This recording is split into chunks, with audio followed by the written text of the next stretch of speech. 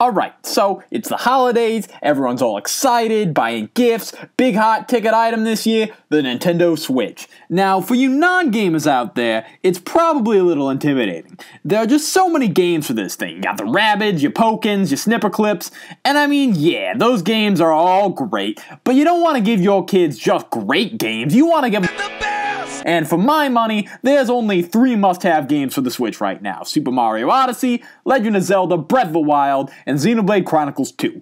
So how's you supposed to know what's best for your kids when you don't know what the games are about? Well, don't worry, I'll make it easy for you. Here are all 3 summed up, starting with Super Mario Odyssey. Game starts out with Mario fighting Bowser on an airship. Classic stuff, you know, but this time Bowser's trying to marry her. Mario tries to fight back, but Bowser beats his ass, crushing his hat and making him fall to his doom. When he comes to, he's in the Cap Kingdom, and this ghost named Cappy is like, "Hey, you lost your hat? I am a hat! Also, Bowser kidnapped my sister, let's work together and stop this wedding." And from then on, you're going from kingdom to kingdom, tracking down collectible moons to power up your ship called the Odyssey and to chase after Bowser. Also, there are evil rabbits.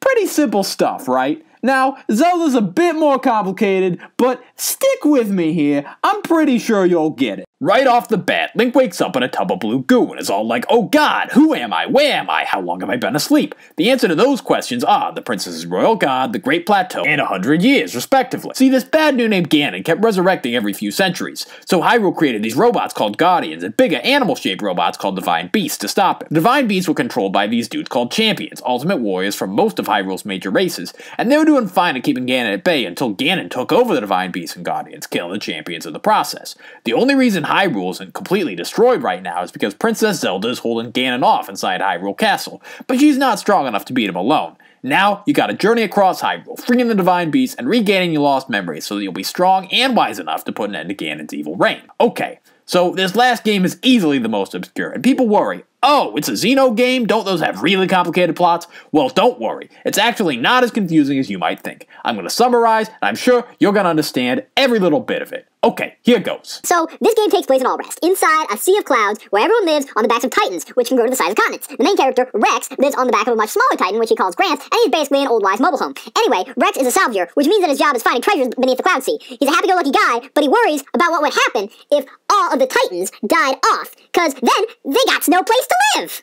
Still, there's this place in the middle of Allrest called the World Tree. That's where Allrest's creator lives, and it's also rumored to contain Elysium, the ultimate paradise where everyone should be able to live in peace and harmony, except they can't because they were banished for some reason. One day, Rex gets a job from the chairman of the Argentum Trade Guild, a fat little bunny guy named Banna. He offers 100,000 gold to go on a mission with this group called Torna, but doesn't give any real details. He tells Gramps this, and he is like, "No, you dumbass! You have no idea what this mission is! You're gonna get yourself killed!" And Rex is like, "But that money though!" and runs off with Torna. Torna consists of a bunch of drivers, which are warriors with access to blades, which are essentially living weapons. There are a whole bunch of people in this group, but the only one with any real character development is Nia, a cat girl who confusingly keeps a giant regular cat as her blade. She thinks Rex is childish at first, but soon warms up to him.